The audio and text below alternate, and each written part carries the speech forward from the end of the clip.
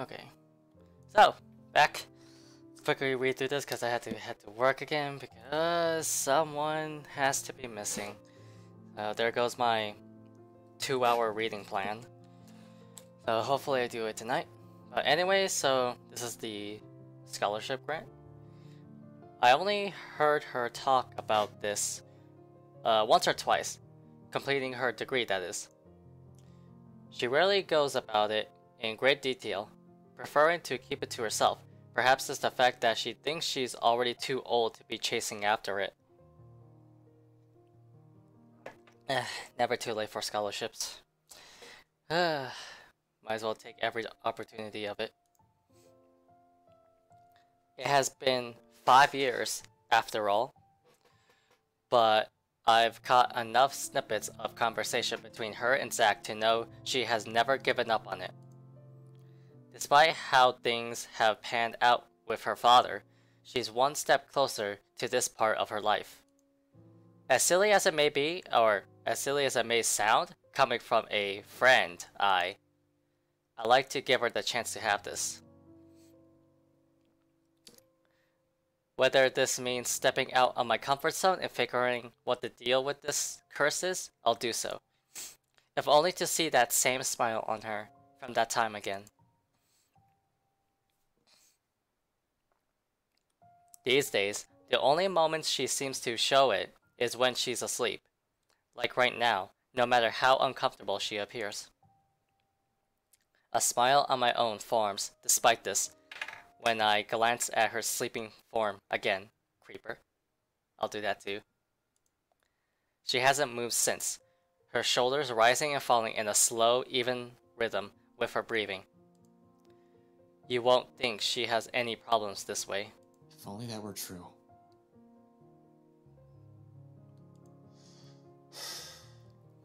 Signing, I placed the paper back where I got in it, carefully, so I won't accidentally wrinkle or damage it in some way, and finally pushed myself off my makeshift bed.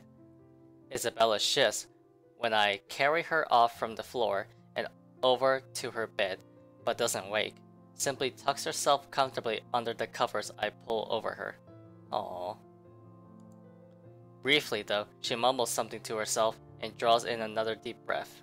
Becca, Ashton's being dumb again. Tut! She drifts back to a deeper state of sleep after, like it hasn't been interrupted by the slightest movement earlier, but the small smile on her lips remain. One I find myself returning in kind. Who sleeps like a rock now? It's better this way. Better to leave her to her dreams for the moment, which I hope are better than the ones I had. She'll have time to worry about our problems later when she wakes up. For now, this'll be another thing I don't want to take away from her. A moment of respite, no matter how fleeting. She deserves it. After everything she has been put through, what I put her through. In the meantime, I still have 2 other people I need to check with. Isabella will definitely get in a dizzy if I don't check on them. Cold Luxborn air meets me upon stepping out the hallway. Not unusual in itself, this is what Luxborn's weather is supposed to be. So like Colorado. A bit cold, damp for the most part, and more often than not, terribly drab with an occasional sprinkling of rain every few hours, like Colorado. The sky is still clear, but I'll give it a day or two before the weather takes a turn for the worse. I complained about the awful rains for years, despite having lived here my entire life. I have to admit though, seeing it return to the usual feels extremely reassuring. At least, something's still normal in the world, when I can no longer think the same for the situation we're in. A nightmare, that's probably all this is. Usually I'll say, I've been through worse, but that's simply another lie I often told myself, isn't it? And I fed myself a great deal of lies through the years, just so I won't have to think about it the next day. Maybe we won't even have this problem if I haven't been running away and ignoring things, hiding them someplace no one will see. because I've since believed doing so is a show of weakness. Fuck do I know about ghosts, though? What does Zack? What does Rebecca? Z-Man has shown me photographs, mentioned weird things happening around him these past few days. Bottom line, he likely knows as much about this as I do. Why else would he approach me, the guy who knows stuff, according to him? In the end, all I've done is given the brush off some reliable guy I am. Hell, Rebecca's probably in the same boat, grasping for anything that might provide an answer, a way out of this. What can any of us do when all of us lacks any understanding of what's happening? One thing's clear about this, however. That thing is after us because of the letter. Both Rebecca and Zack has seen it too. She will go after them as well. Yet here I am, walking up Becca's door, one slow step at a time, a stalling tactic to allow myself some time to put the mess in my head in a better order. How to phrase this when there's a 90% chance she's still pissed about a whole different matter. It's the only reason we didn't check on her last night, aside from the ungodly hour Isabella and I arrived. We'll only alarm her by showing up in her home in the middle of the night, acting like babbling lunatics, and her anger can last quite a while. These days, it seems the only one she can easily forgive is Isabella. But even with her, Becca's fuming still takes hours. I run my hand through my hair and straighten out my jacket before knocking. Once, twice, three times, just to be sure she has heard me, even if she is asleep. Oh, please say she's there. She's usually awake by now, though. Hey, Becca, it's Ash. Open up. Don't tell me you're still in bed. Seconds tick by. No answer from her, and dread has started to creep up. I've been trained to handle dire situations, but the feeling has been doing that quite frequently since last night. My mind begins to anticipate the worst, and in the next minute, concern has mixed in with my thoughts, and I bang my fist on the door, louder this time. She'll definitely be livid, but I'd rather face her wrath than a dead body. Becca, it's Ash. There's something we need to talk about right away. Open up, I know you're... Your girlfriend left early this morning, pretty boy. So, if you could do us a bloody favor and shut up, that'd be real fucking polite! My hand pauses short of landing another heavy knock. From the other unit, Rebecca's other neighbor peeks in through his door, though I see nothing but a bundle of blankets. I'll say they need help from being devoured by their sheets, but it sounds like he's just fine. He's a huge asshole too, course of action, so people like him won't ruin your day, act like the nicest person on the planet. Has done me wonders when I was a rookie patrolling the streets. No need to match his temper. Oh, did she say where she was going? I don't know. She said something about meeting someone or something, in case Filipina girl over there asks. Well, what am I, her keeper? You know some people want to sleep in on a bloody Sunday, so keep it down. Just looking forward to this weekend. Thanks, you damn git. Well, there's no need to be an ass about it. I'll get out of your... He slams his door shut without warning, but not before muttering a string of very colorful words about me. Probably things I won't hear him inside the four walls of his apartment. Jerk. And, at the end of it, a sigh. So Rebecca's not here. I must have missed her about an hour or so, but at least she's not alone. She should be safe, in theory. More so if the person she's meeting with is who I am thinking. Nevertheless, I still can't help but worry. It's an easy thing. Continuing down increasingly darker lines of thought. Wait, today is the 30th, right? So, is this when... Yeah, this is when she escaped. And when I also killed her as well, but that didn't happen. Okay, so she's possessed. Oh wait. Hey, look at Isabella. I like her hair down more. I like ponytails too, but I like girls with the hair down more. Just natural. Let's see. Oh no. God damn it, my stupid chair is on the wire. Okay. Nevertheless, I still can't help but worry. It's an easy thing, continuing down increasingly darker lines of thought, to act rashly, to find out where she is, and go straight there, without deliberating on my actions first. There's Zack, to boot. Rebecca's not alone, but I can't say the same for the big guy. A simple phone call to the both of them should do the trick. It'll ease my nerves, at any rate. It's better than rushing over to Zack's place, or assuming Rebecca's whereabouts, and finding out they're not where I guessed they should be. Assuming the worst will come next, which I rather avoid this early. Any other reason, I won't bother them, but an emergency begs for urgency. This is one, right? Even if it isn't, anxiety from concern dulls judgment, something I most certainly can't afford to lose at any given time, especially right now. Any means to calm it will do wonders for the muddled mess my mind is already in. Abigail.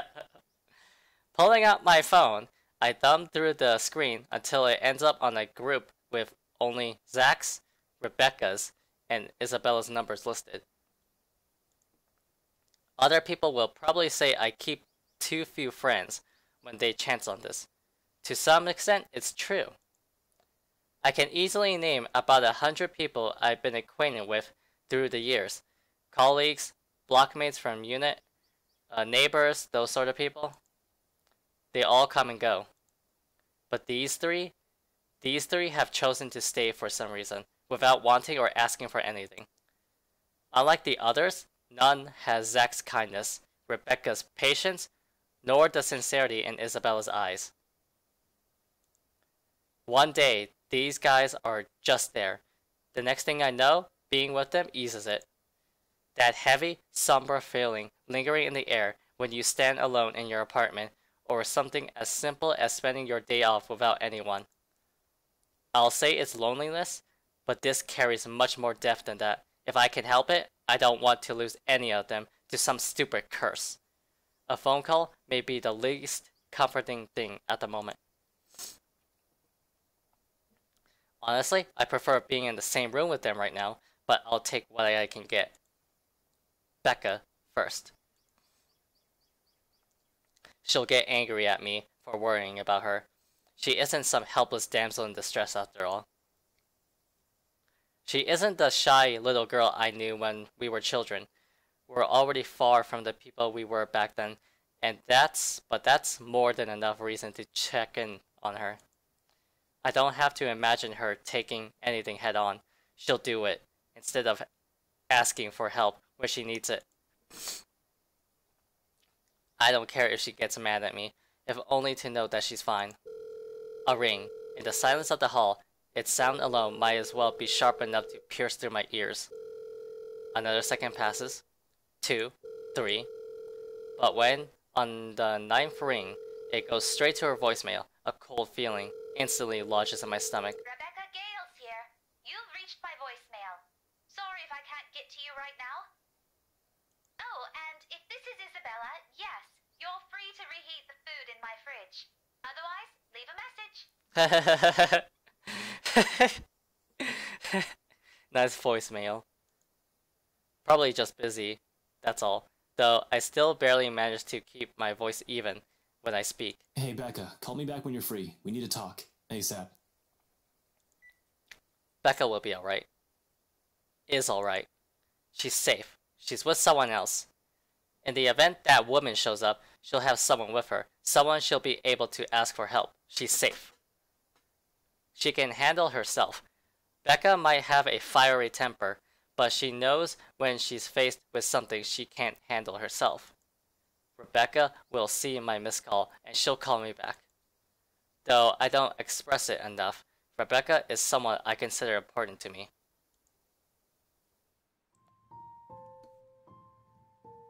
Oh, that's why she loves you. You defended her back in school.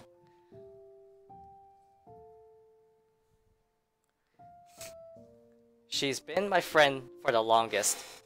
Far too long than anybody else who have been fed up with me and left. The girl stuck by me.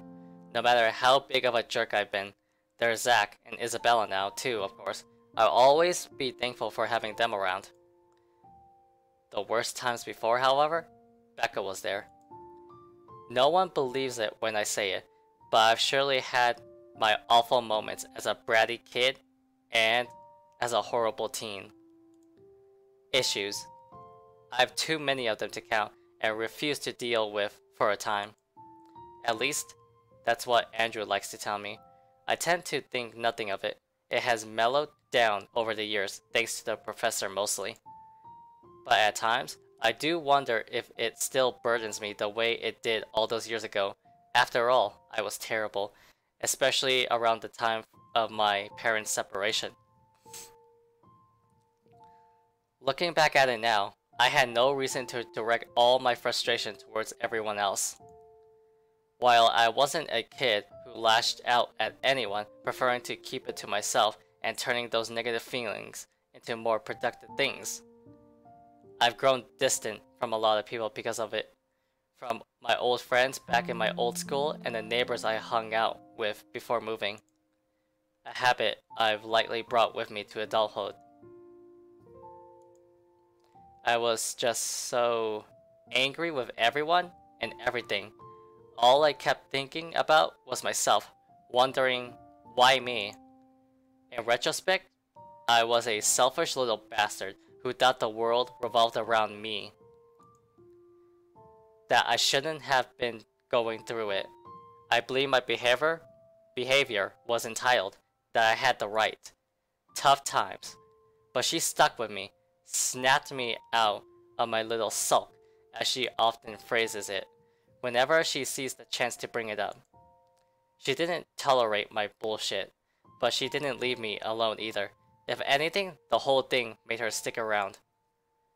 Her concern may have grown a bit overbearing as the years went by, but she's still an old friend, nevertheless. I owe her a lot. That won't change. Damn it. Where are you, Becca? Another message left on her voicemail.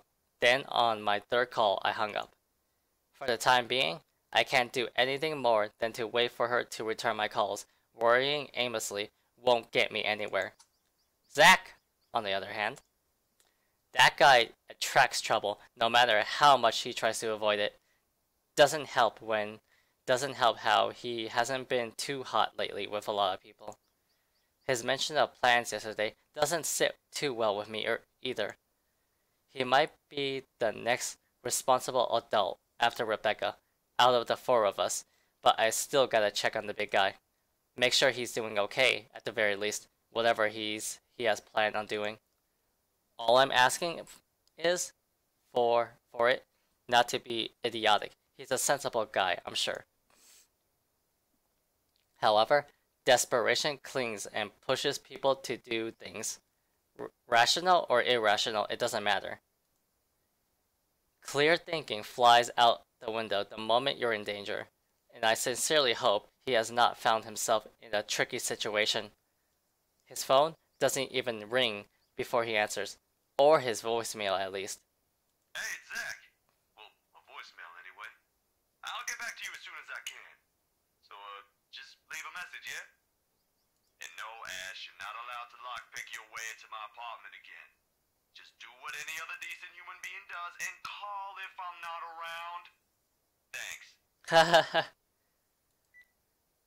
Did he turn it off? Why? I don't want to assume the worst yet. Maybe he has forgotten to charge it? can't be. The guy can be a bit of a Boy Scout, even more than I am as a cop. He's the type who has an extra battery or a power bank in his bag if he ever needs it. And he always does. He won't say anything or brag about it, but he's got a quite roster of VIP freelance clients. He won't just leave his phone dead in case he's on the field, particularly when people will likely be looking for him. He always leaves his connection open whenever clients or his friends need him. Zach is reliable like that. Coffee. Why isn't anyone answering? Because, well, Rebecca would have been dead, but Zach had a reason. He's at the house. Or mansion, I should say. Let's see, what time is it? 11:47. Okay, so his mobile in and out of range area sounds more plausible. Although the thought of it doesn't completely shake off the unease. Unlike Rebecca and I, he took the time to listen to what Isabella said. And even if he didn't believe it, he was definitely the first one to offer help or try to do something. If he ends up trouble doing whatever it is, so help me, I'm going to. Well, I can't be rash. I'm aware of that. Been running the same reminder in my head since last night. But if something happens, I'm certain my reaction won't be pretty. The added guilt from those times I repeatedly dismissed him will surely haunt me. Yo, Zach, call me back, alright? I wanted to check in and, yeah, just please call me back. It's usually a joke between us when I say he's the Watson to my Sherlock. I don't see him as some assistant to be put aside until he's needed, like some people like to believe, though. He's not some pity friend I keep around to make myself look good. If anything, he's the one who stayed by me out of pity. Zach's the one who puts up with me the most of the time, even when he doesn't need to. It's not a case of a cool cop who helped out a minority. In truth, I was a hard-headed, hot-tempered, reckless rookie. Up until I met him. It wasn't anything sudden, and some part of me is still that rookie, but I've grown, thanks to him. He tempers that part of me. Considering how our first impressions went, I'm lucky he stuck around. Becca and I may have spent a lot of years together as children, but Zach, he's probably the closest thing I'll call to a best friend, though it's more than that. A compadre, no words can express. A camaraderie is. Let's see. He has my back, and I'll always have his. He's a brother I never had the luck of ever having. Only child and all. And I have every reason to worry about my brother. Becca's neighbor did say she went out to meet with someone, no specific names. If I'm wrong, and she's not with Professor Clark, then maybe it's with Zach. They've never been close, but it's not the kind of awkward friendship where meeting together remains out of the question. Regardless, I continue dialing for his phone another 3 times, like I'd done with Rebecca's. In the end, after the 3rd attempt with no one answering, I stop and move to cut the call with a ragged exhale. Waiting game it is then. I've been trained for those. Hell, I'm used to them. Just not when it comes to the people I'm close to. Much as I keep reminding myself to maintain a level head, it's a whole different matter when it's someone you know.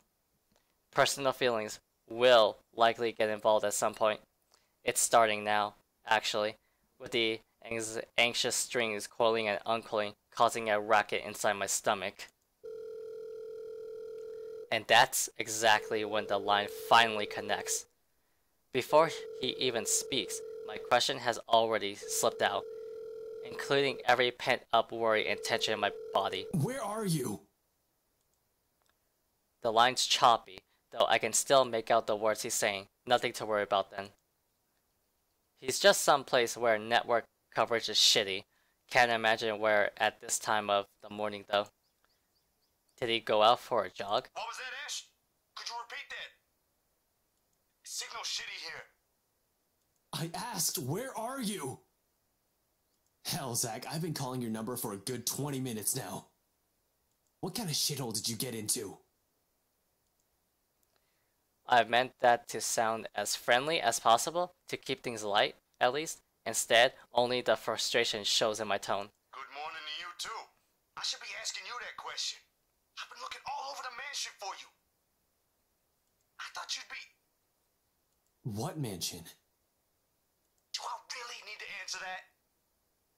Why are you even... Please don't tell me that's his plan. A morning visit to the mansion, where Luke Wright is? Of all the pig-headed things to do right now, it's the best thing he could come up with? Breaking and entering? I've got a plenty of reasons to rail at him right now, although no matter how much I want to give him a piece of my mind, unfortunately, it's not the time. No, wait. Just get your ass to Isabella's place and hurry. He pauses a moment, a second of indecision while he seems to contemplate his options. How urgent is this? In truth, the question, the hesitation, and the indecision in his voice has caught me completely off guard, and understanding dawns on me. His decision to go there isn't one born out of a stupid impulse. He must have found something. However, no matter how urgent it is, he still shouldn't have gone there, alone at that. Despite myself, in that split second of comprehension, I allow it to show. A weakness. A simple request brimming with every unease and disquiet causing turmoil within me since last night. It bears a selfish hope that he'll understand, even through the unstable signal, that whatever's keeping him there, he'll be willing to set it aside for now. Pressing enough for you to stop asking questions and get yourself here. Please, Zach. Silence fills the other end of the line again. For a long moment, I assume he won't heed it, and I'll have to drive there myself, just to drag him away from whatever danger he's skirting. Thankfully, he agrees. I'll be there in a few. An hour or two tops. Thanks, I'll see you. Relief washes over me as soon as the call ends. Normally, I don't let myself a moment of respite in times like this. Gotta stay alert. Rebecca's still out there, has yet to return any of my messages. But for the moment, let's see, I relish in it. This is probably the first time I permitted myself to do so since last night. Even the muscles in my shoulders have been complaining from all the tension I've taken on. It still annoys me that all I can do right now is grit my teeth and truck back to Isabella's apartment. Useless. That's what I am in the face of this. A mad dash around Luxborn and Anselm isn't going to help things. It's not like I simply stumble across them on the side of the road during a drive. This city's too big a place for one person to go searching for only two people. I'll be lucky if I even glimpse the hair of either of them. With one last hopeful glance towards the open skies, I slip back into Isabella's apartment and close the door behind me. I might have already grown used to this, but the waiting will always be the hardest part. More so when it's the people you care about. You're up early. I thought you left. Yeah. I was up early and now I have to leave, Isabella. Thank you for noticing. So that is it for now. And when we come back, we'll continue on with Ashton and I guess talk with Isabella. Maybe have some alone time. So, have a good day, everyone.